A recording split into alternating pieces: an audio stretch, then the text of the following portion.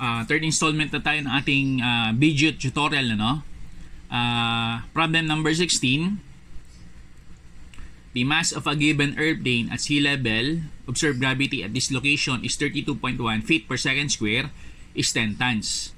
Find its mass in pound mass, slugs, and then gravitational weight when it is actually traveling at 50,000 feet elevation. So at this particular location, the acceleration due to gravity decreases by 3.33 times 10 raised to negative 6 for each feet of elevation. So, ginawa ko ng illustration yung problem statement natin, no? So, ito yung airplane natin. So, at 50,000 feet elevation. Tapos, yung plane natin, no, nasa land, where the observed gravity is 32.1 feet per second square. So, yung mass ng plane natin is equivalent to 10 tons. So, for every 1 ton, you have 1,000 kilogram of mass. And then, for every 1 kilogram of mass, you have 2.205 pound of mass. So, ton sa ton, kilogram sa kilogram. So, in the end, ang maging corresponding unit natin is pound of mass. So, yung mass ng plane natin na 10 tons when converted is equivalent to 22,050 pound of mass. So, another conversion is from tons to pound of mass. Gawin natin siya in terms of the slug.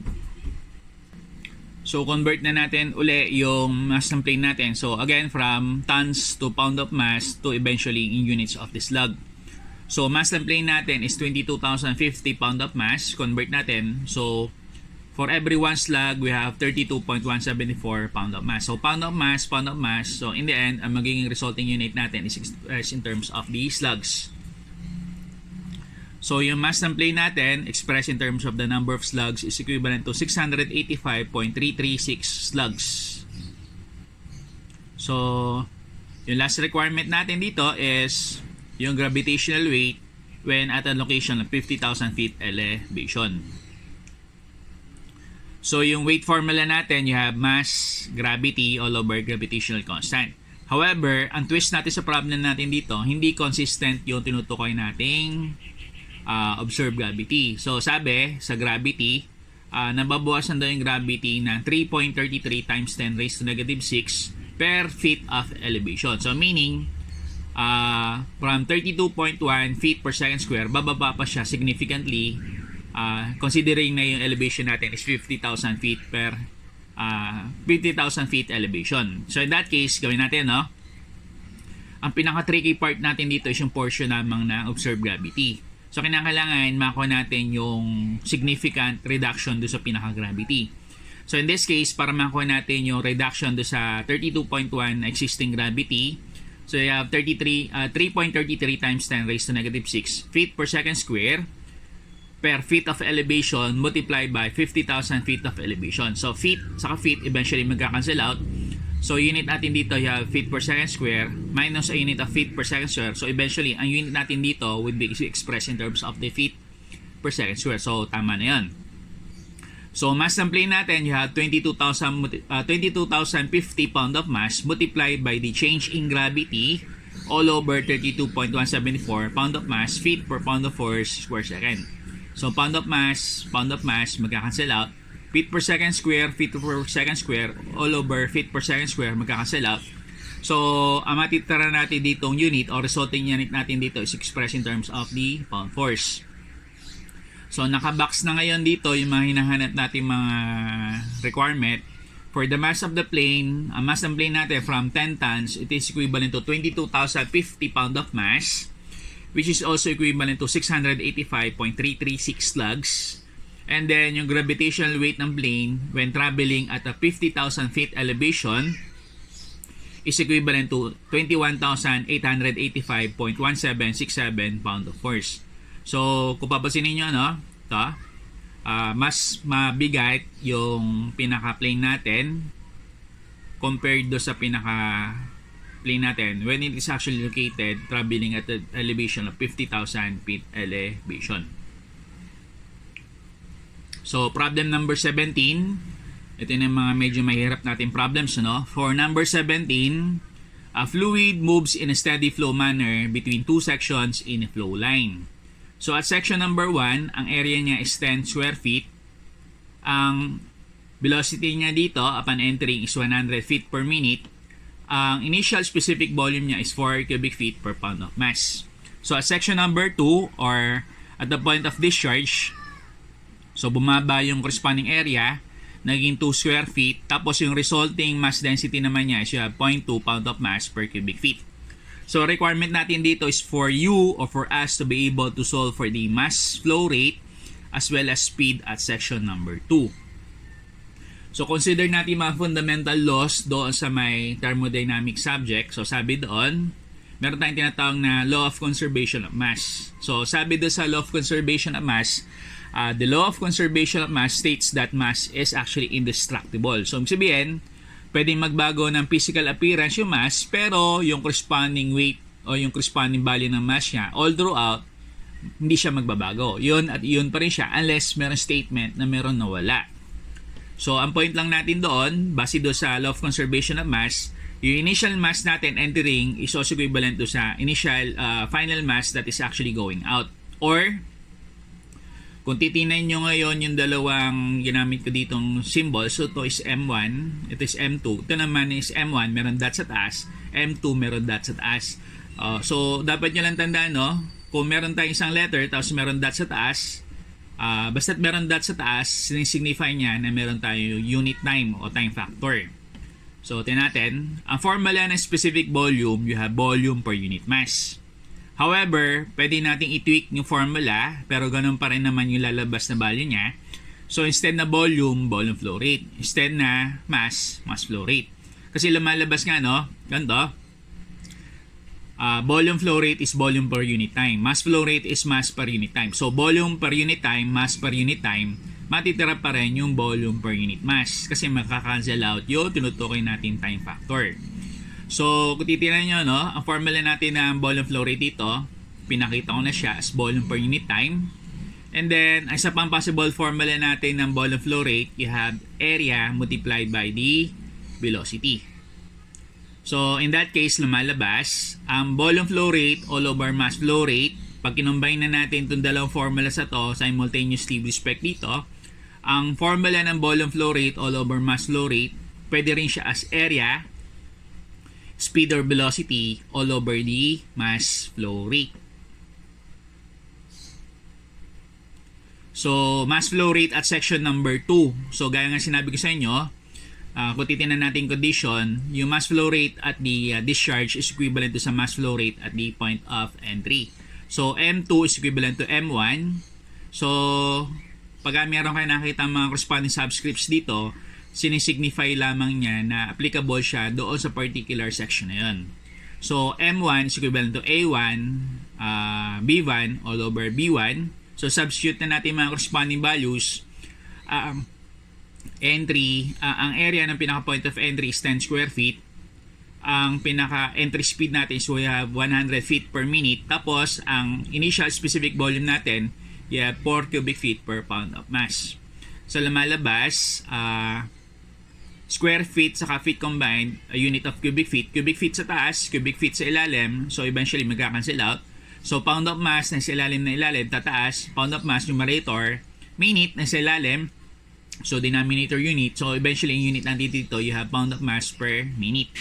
So, if calculated, ang mass flow rate natin at the point of discharge, which is M2. So, yung ginamit natin dito, puro conditions number 1. Pero meron tayong statement na yung M1 is also equivalent to sa M2. So, in this case, lumalabas, ang M2, otherwise known as the mass flow rate at the point of discharge, is equivalent to 250 pound of mass per minute. So, solve naman natin yung corresponding requirement do sa last requirement, no? So, you have density, you have mass all over volume.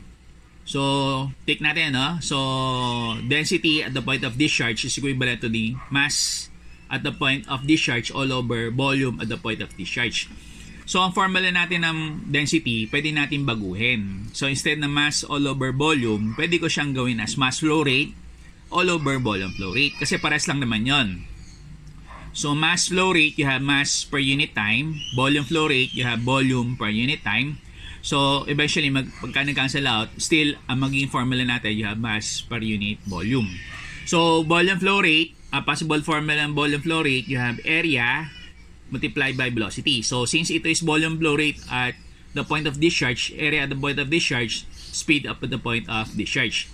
So, derive natin ngayon panibagong formula. You have rho mass flow rate all over area 2, speed at the point of discharge. So, kuhanin natin yung pinutukoy nating speed sa may point of discharge.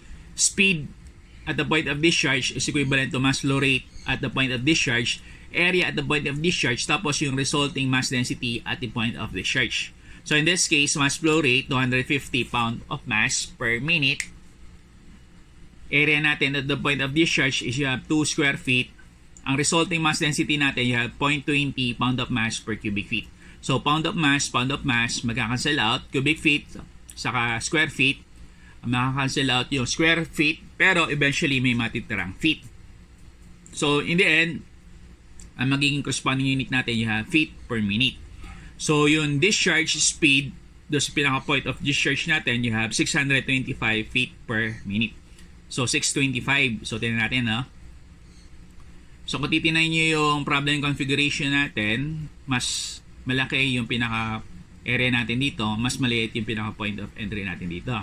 So, kung nare-recall nyo, nagdidilig kayo ng halaman, nahinaan kayo sa pressure, ang gagawin nyo pala is i-restrict or i-constrict nyo yung pinaka-nilalabasan ng tubig. So, in that case, you're actually increasing the speed. So, titignan nyo, 100 feet per minute, mas malaki opening, mas maliit yung pinaka-opening natin, pero yung corresponding speed naman niya, from 100, you have 625 feet per minute. So, problem number 18, if a pump discharges 75 gallons per minute of water, so GPM stands for gallons per minute, whose specific weight is at 61.5 pound of force per cubic feet. So, yung gravity at this particular juncture or point is 31.95 feet per second square. So, find the following. First one is the mass flow rate in units of the pound mass per minute. Then, last one is the total time required to fill a vertical cylindrical tank 10 feet in diameter and then 12 feet in terms of your corresponding height. So, sinulat ko dito yung 75 gallon per minute. Ang gallon is a unit of the volume, minute as unit of the time. So, technically speaking, pag ginawa natin yung ratio between volume per unit time, ang tawag natin doon, you have the so-called volume flow rate. Pwede rin natin siyang tawagin as rate of discharge, or last one, pwede rin natin siyang tawagin as the capacity. So, nilist down yung formula. Ito is rho, which is read as the mass density. Ang mass density formula natin, you have mass per unit volume. Or, gaya nga sinabi ko sa inyo kanina sa previous problem natin, pwede natin i-tweak or baguhin yung formula. So, instead na mass per unit volume, pwede natin siyang gawin as mass flow rate all over the volume flow rate. Ang formula kasi ng mass flow rate, you have mass all over time. Ang formula naman ng volume flow rate, you have volume per unit time. So, sabihin, same time lang naman yung factor yung involved. Lumalabas, in the end, pwede natin cancel out yung unit na time. In the end, babalik tayo do sa original formula na mass per unit volume. So, in this case, gamitin natin yung formula na. Derive natin ngayon yung formula in terms of yung mass flow rate o mass na meron that. Mass flow rate involving this particular formula. Mass flow rate is density rho multiplied by the volume flow rate. Another one is, ang formula natin ng specific weight, you have weight per unit volume. Kung saan ang formula natin ng weight, you have mass observed gravity divided by the gravitational constant. So, in this case, so, mass sa taas, volume sa ilalim, ang tawag natin doon is what we call the density.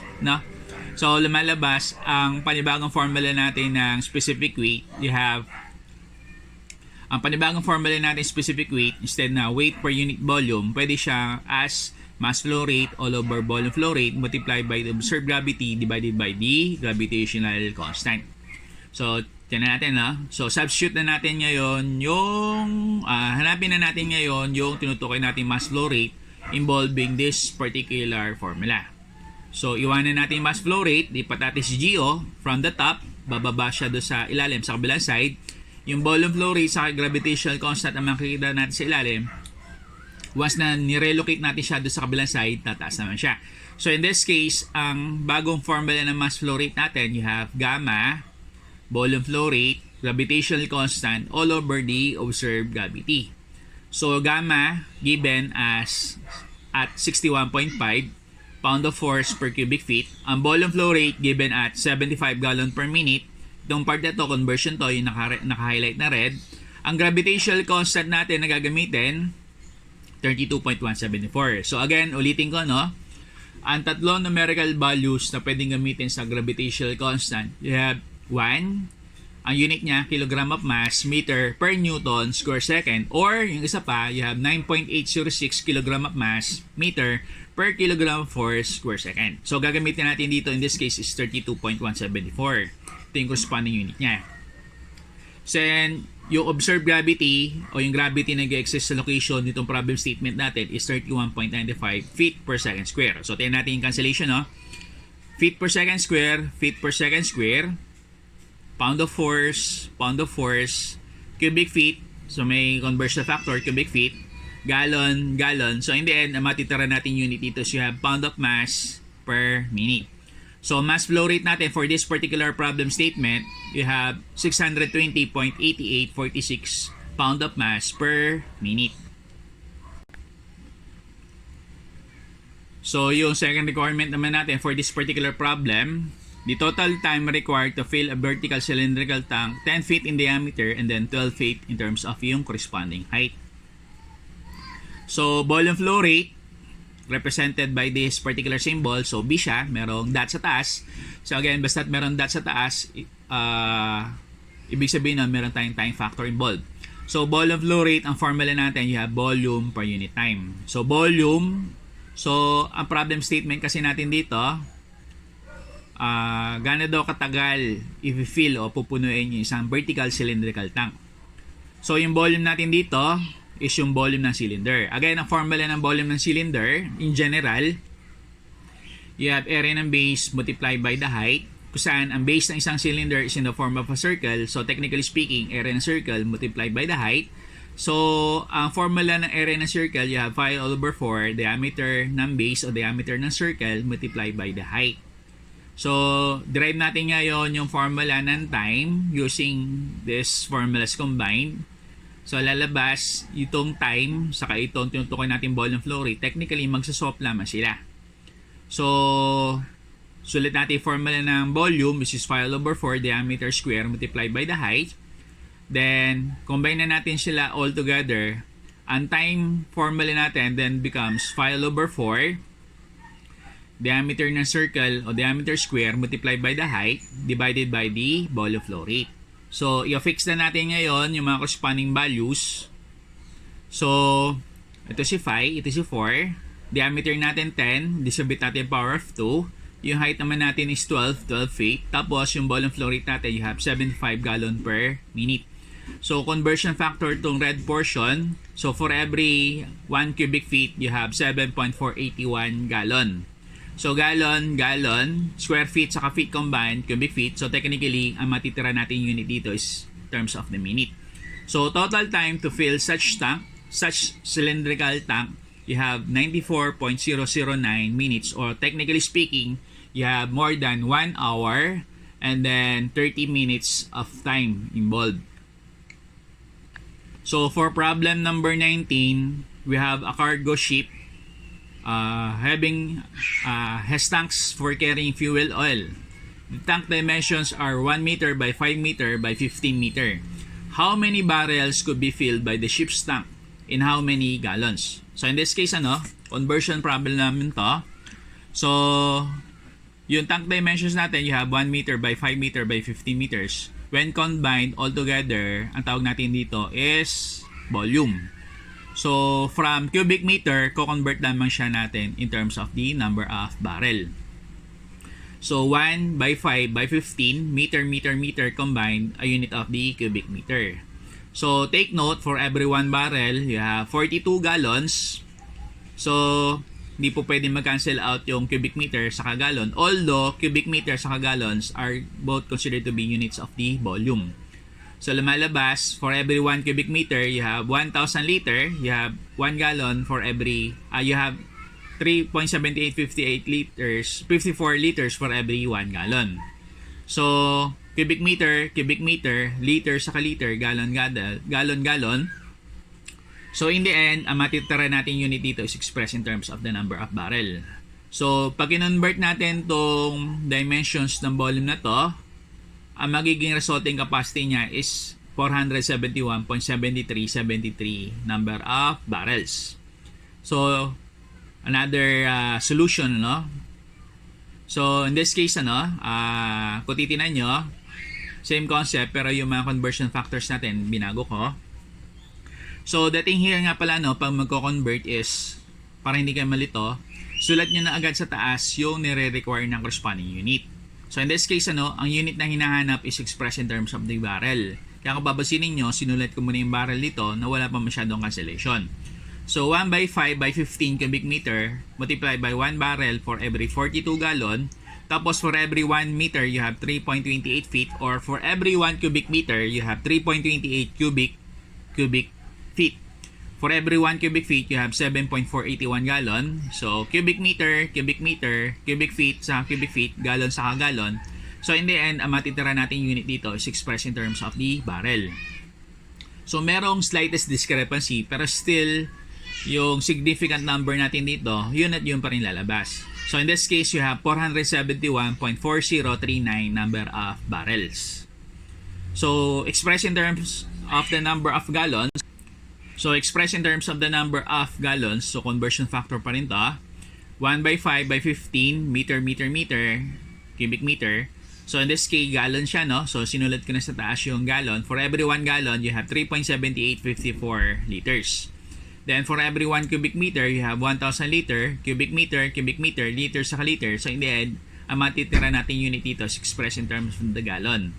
So, itong dimensions na to is equivalent to 19,812.9656 number of gallons. Or another solution, another conversion, you have 1 by 5 by 15 multiplied by 7.481 gallon naman per cubic feet. For every 1 meter, you have 3.28 feet. Or for every 1 cubic meter, you have 3.28 cubic feet. So, lumalabas, cubic meter, magkakancel out. Cubic feet sa cubic feet, magkakancel out.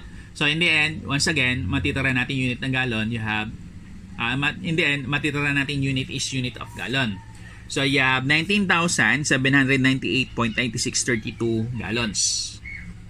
Second to the last problem, two liquids of different densities. So, density ng liquid number 1, 1,500 kg of mass per cubic meter. Density ng liquid number 2 is at 500 kg of mass per cubic meter are poured together into a 100 liter tank, filling it. If the resulting density of the mixture is 800 kg of mass per cubic meter, find the respective amounts of liquid used. Also, find the weight of the mixture provided that the existing gravity is at 9.675 feet per second square. So, ginawan ko siya ng corresponding illustration. So, meron tayong dalawang liquids dito, no? So, liquid number 1, liquid number 2. And then, ito ngayon yung tinutukoy nating tank kung saan pinor natin yung pinaka-liquid. So, in this case, kinonvert ko yung 100 liters in terms of the cubic meter. So, from 100 liters, equivalent siya sa 0.1 cubic meter. So, formula natin dito gagamitin is raw. Density ng mixture is what we call the total density. So, formula ng total density o raw is mass all over volume. So, since ito is density total, mass total all over volume total. So, yung total density natin as suggested or as depicted by the problem is equivalent to 800 kg of mass per cubic meter. So, once again, gagamitin natin yung law of conservation of mass. Ang sabi, mass is considered to be indestructible.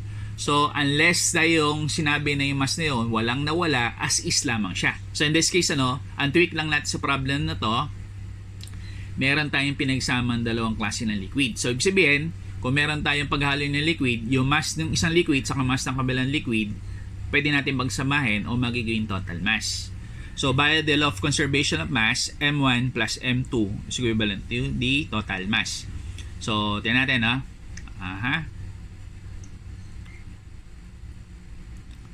So, So, formula natin ng total density o raw total is mass total all over the volume total. Or, kung diderive natin yung formula, mass total natin is equivalent to the total density multiplied by the total volume. Or, yung total mass natin, as suggested by the law of conservation of mass, total mass natin is M1 plus M2, which is equivalent to the total density multiplied by the total volume. So, breakdown ko ngayon uli itong mga respective masses natin in terms of yung formula ng raw sa volume.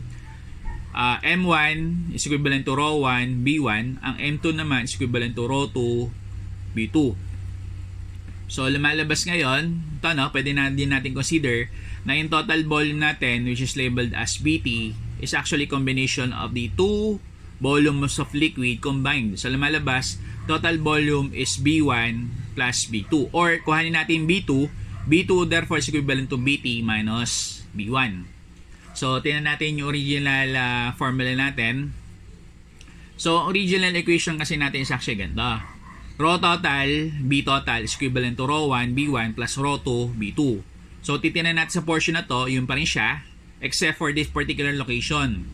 Yung portion na to, which is labeled as B2, pinalitan natin siya as total volume minus initial volume. Doon sa kabilang equation, ano? Ito. So, lumalabas ngayon, itong part na to, didistribute ko na siya dito sa may rho 2. So, lumalabas, total density, total volume is equivalent to rho 1, B1 plus rho 2, total volume minus rho 2 multiplied by B1. So, in this case naman, combine natin yung portions which are alike. So, itong portion ng rho 2, B1, saka rho 1, saka B1. So, in this case, ang mangyari no, pagsamahin natin yung portions na magkahawig o magkamuka. So, yung rho 1, B1, ko-combine natin dito. So, walang pagbabago sa sign convention kasi nilipat lang naman natin siya ng position. Pero yung rho 2 saka total volume, once ito lilipat natin sa kabilang side, from positive magiging negative. So, lumalabas, rho total, B total minus rho 2, B total is equivalent to rho 1, B1 minus rho 2, B1. So, in this case, pares naman ng initial volume in terms of B1. So, ibig sabihin, pwede ko i-factor out ngayon si B1. So, yung rho 1, B1 minus rho 2, B1, pwede natin siya express in terms of B1 multiplied by rho 1 minus rho 2. So, kuhanin natin, solve natin yung value ng initial volume o B1. So, yung portion nito, lilipat sa kabilang side, papailalin siya magiging denominator. Or, yung B1 o initial volume o volume ng pinaka-liquid number 1 is equivalent to rho total o total density, total volume, minus rho 2 or the density of the liquid number 2 multiplied by the total volume all over the density of liquid number 1 minus yung density ng liquid number 2. So, substitute na natin ngayon yung mga corresponding values. The total density, you have 0.1 cubic meter. Actually, kung papansinin nyo, since common yung total volume, pwede ko i-factor out yan. So, pa-factor out ko yung total volume, siya yung 0.1 cubic meter. Tapos, may close natin sa parenthesis yung total density, which is 800, saka yung density of liquid number 2, which is 500. Ang unit niya, kilogram of mass per cubic meter. Sa ilalim, you have rho 1 minus rho 2, equivalent to 1,500 minus 500 in units of the kilogram of mass per cubic meter. So, in this case, magkakancel out yung kilogram of mass per cubic meter sa taas saka sa baba. So, lalabas in the end, ang unit nitong B1 is expressed in terms of the cubic meter. So, once simplified, ang B1 natin is equivalent to 0.03 cubic meter. Now, kuhanin naman natin yung B2. So, yung equation natin na ito, actually, nanggaling siya doon sa previous part na to. So, yung total volume natin, BT, is equivalent do sa combination ng B1 plus B2. Or, yung B2 therefore is equivalent to BT minus B1.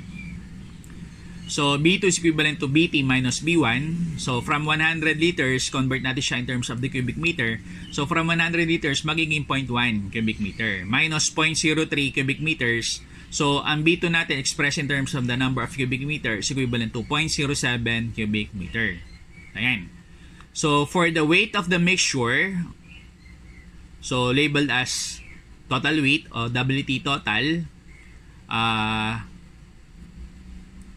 Ang formula niya actually is total weight is total mass multiplied by the gravity divided by the gravitational constant. Kung saan ang total mass natin is actually the sum of M1 plus M2. So lumalabas ngayon na yung M1 natin is rho 1 B1 do sa previous derivations natin, no? Tingnan niyo na lang. So lumalabas ang rho 1 1.5, ang B1 0.03. So, kilogram of mass per cubic meter, kakancel out yung cubic meter, matitira yung kilogram of mass. So, M1 is equivalent to 45 kilogram of mass. So, M2, rho 2, B2 is equivalent to 500 multiplied by 0.07. Ang value naman natin ng mass ng liquid number 2 is 35 kilogram of mass. So, kung kukuhanin natin yung total mass nito, isang 45 sa isang 35, so total of 80 kilogram of mass. So, gamitin natin formula. Total weight is total mass multiplied by the gravity all over the gravitational constant. So, yung total mass, M1 plus M2, 45, 35 in units of the kilogram mass. Ang existing gravity sa location na yun is 9.675 meter per second square. Ang gravitational constant na gagamitin natin for this case is you have 9.806 kilogram of mass meter per kilogram of force second square.